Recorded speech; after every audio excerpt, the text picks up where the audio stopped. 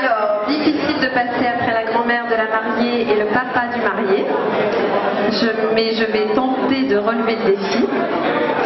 Et je vous ai écrit quelques petits mots pour les mariés. Parfois, le hasard des rencontres vous offre un cadeau inestimable. Celui de croiser des personnes uniques, entières. Si le destin s'en mêle et vous permet de faire plus ample connaissance, vous aurez sans nul doute la chance de toucher du doigt ce que veut dire le mot amitié. J'en connais deux, moi, de ces gens-là, et ces deux-là, aujourd'hui, viennent de se marier pour notre plus grande joie.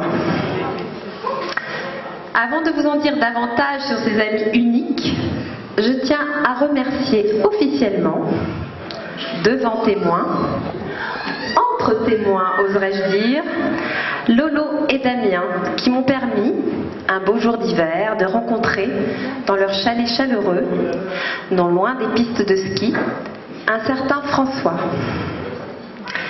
Mes premières impressions, je dirais bon skieur, grand gourmand, gros fêtard et surtout, presque aussi râleur que celui qui allait devenir mon époux chéri, Hugues, ici présent.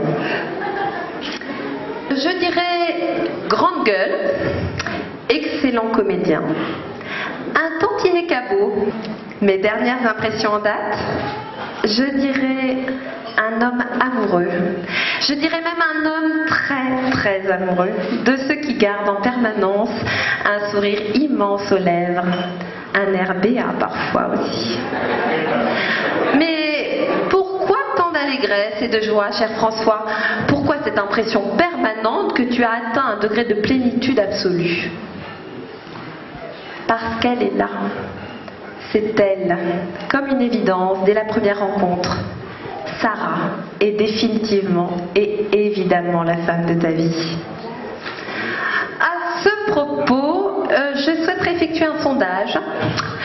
Que les personnes ici présentes qui n'en ont pas été convaincues dès la première fois qu'ils ont vu François en présence de Sarah osent se manifester. Ah, et bien voilà, la démonstration est faite. Tu es l'élu, Sarah. Je sais que tu réunis tous les talents nécessaires à rendre heureux notre François. Ta beauté, ton énergie débordante, tes fous rires, autant de choses auxquelles il ne peut résister. Je sais que tu as déjà réussi à apprivoiser l'animal et que la vie à deux s'annonce belle et heureuse.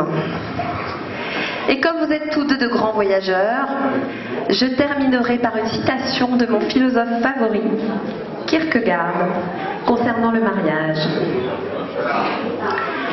Le mariage est et restera le voyage de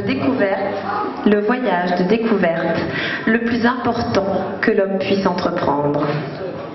Il ne me reste donc plus qu'à vous souhaiter bon vol et rendez-vous très vite dans votre foyer chaleureux pour fêter l'amour et l'amitié.